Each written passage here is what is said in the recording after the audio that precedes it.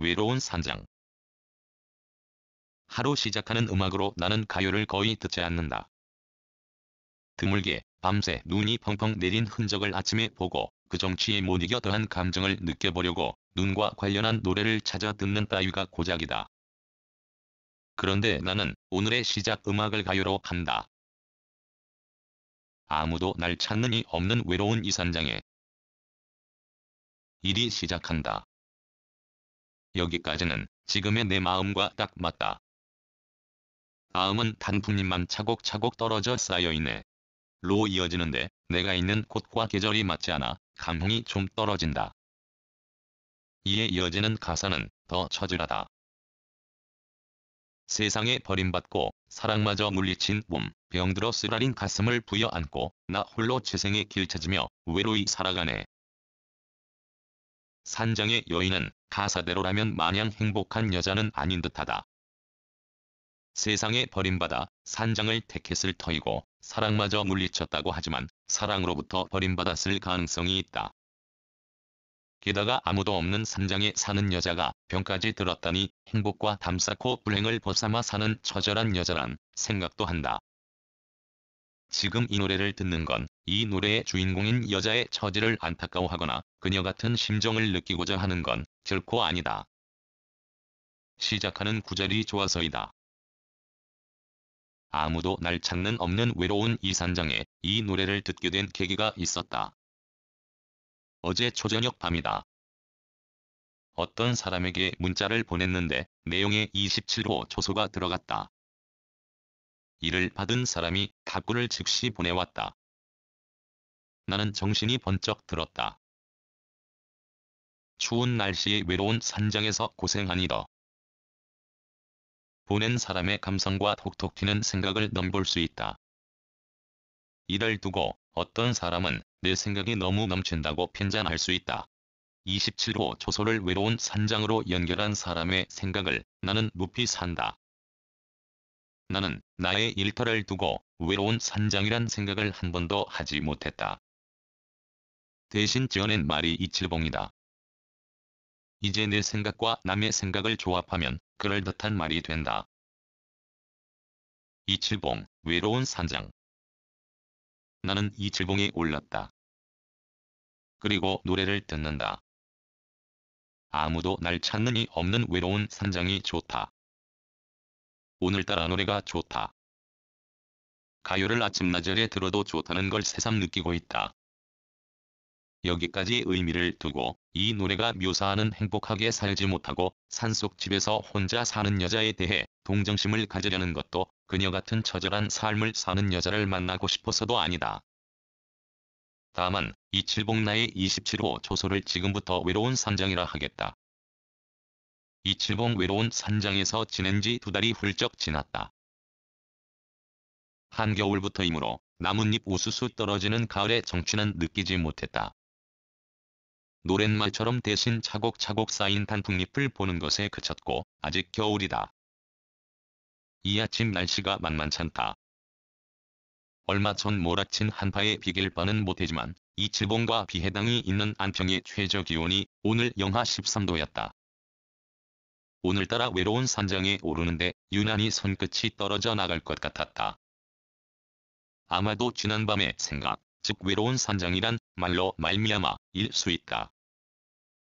이전까지는 이칠봉 또는 27호 초소에 간다는 생각이었다. 오늘은 산장에 오른다는 생각이었고 그 앞에 외로움이란 말을 달았다. 이 생각이 실제 기온보다 내 손가락을 더 시리게 한 것으로 생각한다. 오늘도 이 외로운 산장에 나 혼자다. 노래 속여자가 혼자이듯이 말이다. 2달 동안 이 외로운 산장에 아무도 오지 않았다.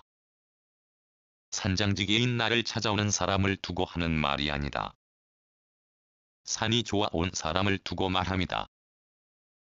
사람을 2달 동안 보지 못했다. 겨울이 끝나기 전에는 그럴 가능성이 크다. 한파 전에는 이른 시간에 이칠봉에 왔다 간 사람의 냄새를 맡을 수 있었다. 누군지 나는 모른다.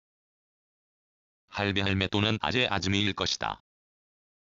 혹독한 추위가 시작하고서는 다녀간 사람의 흔적을 찾을 수 없었다. 그들과 내가 드나드는 길이 다르다.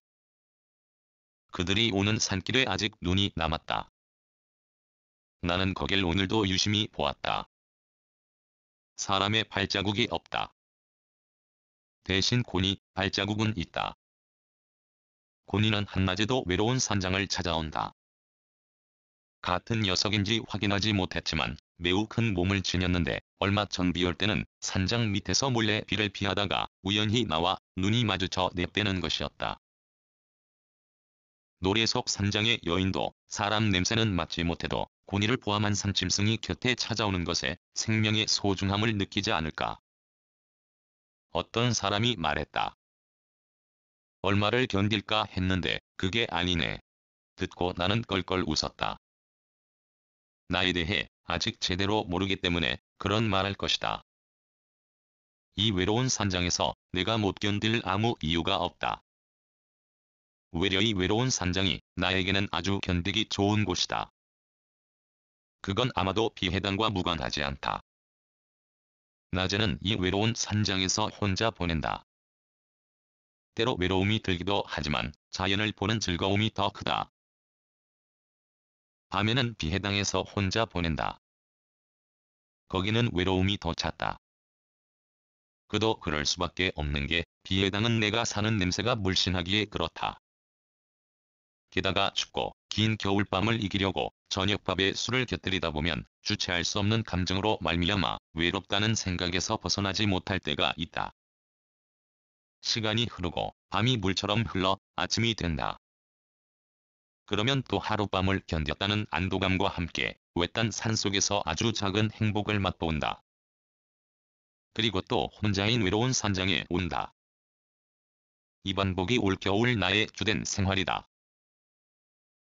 산장에서는 사람이 사는 집도, 사람이 타고 다니는 차도, 심지어 사람마저도 보이지 않는다. 보이는 건 오로지 자연이다. 드넓은 자연 속에 덩그렇게 혼자 일하며 산장을 지키는 사람이 있으니 그가 곧 나이다. 그러나 나는 노래의 여인처럼 애절하지도 슬프지도 처절하지도 안타깝지도 불행하지도 않다고 자부한다. 그보다 내가 이 외로운 산장에서 느끼는 행복이 더 크다.